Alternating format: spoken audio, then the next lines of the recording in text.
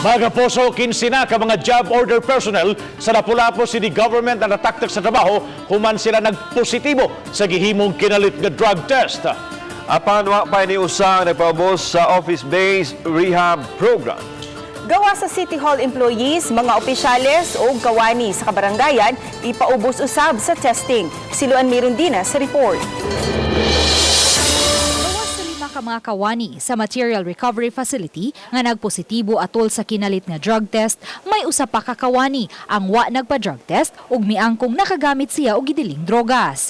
Kini ang gipahibaw sa Executive Director sa City of Lapu-Lapu Office for Substance Abuse and Prevention.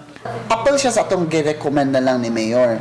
Mayor, there are 5 nga nag-positive pero nay usa ka buok nga wa ni undergo og drug test because this personnel admitted that he was using shabu pag Sunday.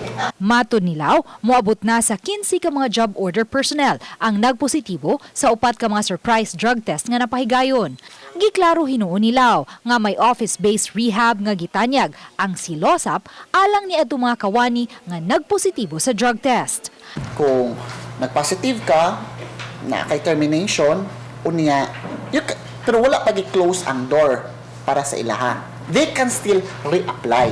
Then for reapplication, it's up to the mayor evaluate man. Pero mo undergo sila sa ato ang every Thursday 3 to 5 o'clock ang ato ang session. Gawas sa mga buhatan sa City Hall, nagtinguha usab karon ang silosap nga mapaubos sa drug test ang tanang mga opisyal ug kawani sa 30 ka mga barangay. Uban ni June Solon, Luan Merondina, Balitang Bisdak.